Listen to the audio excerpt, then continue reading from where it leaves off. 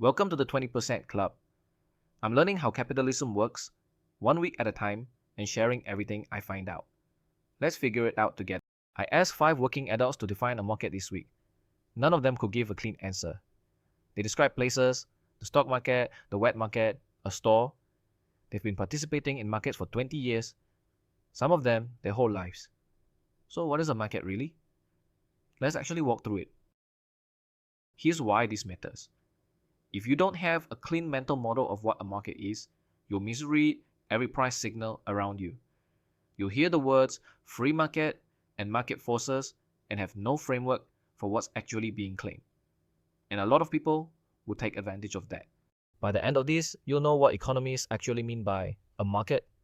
It's a discovery process, not a place. You'll understand why that distinction changes how you read every price. And you'll see where most popular explainers miss the point. The first answer most people give: a market is a place. The Pasar Borong, Bursa, the Aeon checkout line. And yeah, these are markets. But that definition misses everything interesting.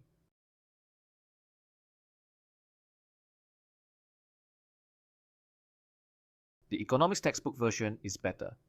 A market is where supply and demand meet to set prices. Closer.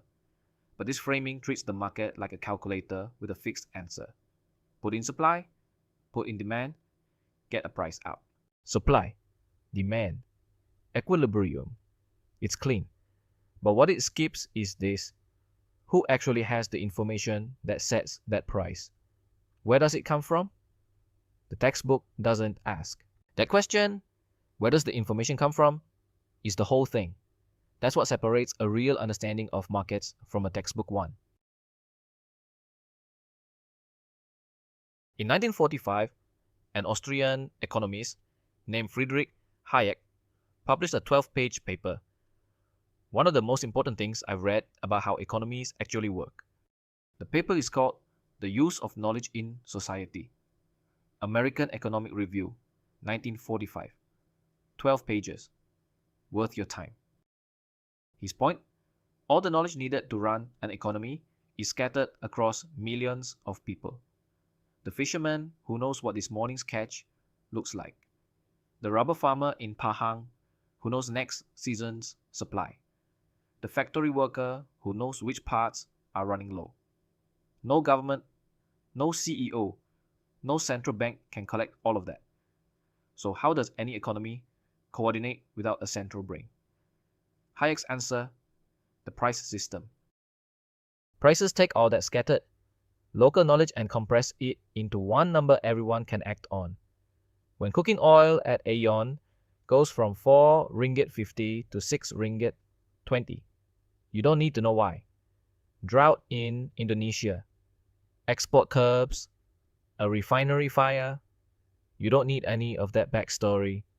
The price already did the work.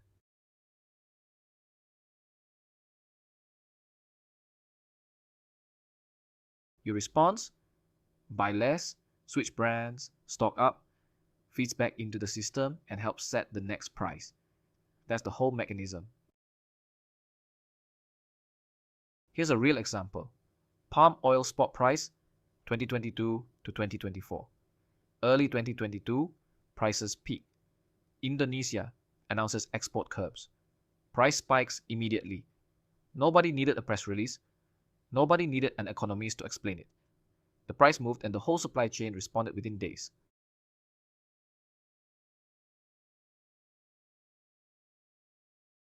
I used to think prices were just what things cost. Now I think every price is the most compressed information signal available. Your job street salary range is a price.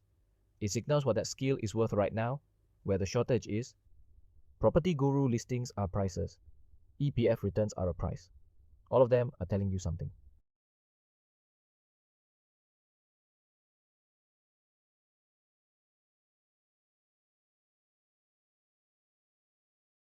Hayek called prices a mechanism for communicating information. The catch? This only works when prices are allowed to move. Freeze a price, and you've cut the signal wire. One more wrinkle, then I'll show you how to apply all of this.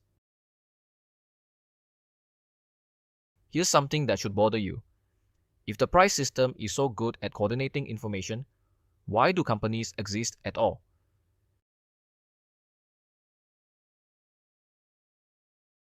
Why does Petronas have 50,000 employees instead of just hiring through the market every single day? Ronald Coase answered this in 1937. His insight? Using the market has a cost.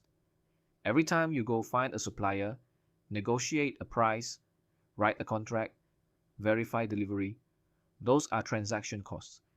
When those costs get high enough, it's cheaper to bring everything inside a firm than to keep going back to the market.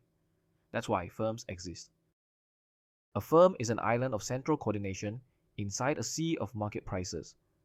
The boundary of the firm sits exactly where using the market becomes more expensive than managing it internally. Markets and firms aren't opposites. They're two different answers to the same coordination problem. Bank Nagara's 2024 data showed headline inflation at 1.8% for the year. But break it down by category, housing and utilities came in at 3.0%, almost double the headline rate. That gap is a price signal. It tells developers, landlords, and households shelter is rising faster than the rest of the economy. The headline absorbs that. The breakdown exposes it. 3 places to start applying this right now. AE on groceries.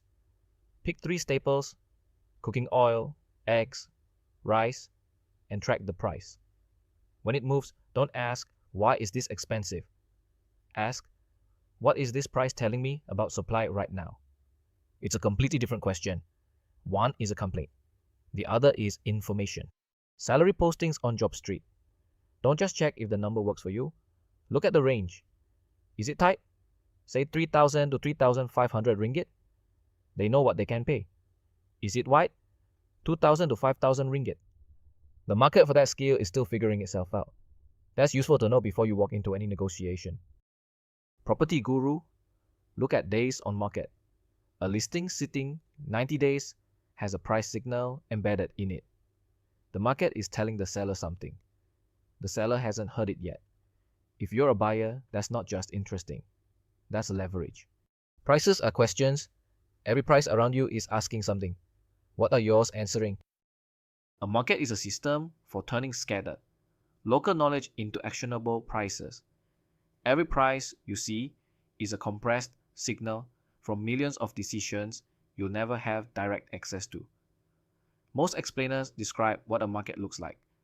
Hayek described what it does. That's the distinction that matters. Most people see prices, you now see information. See you in the next one.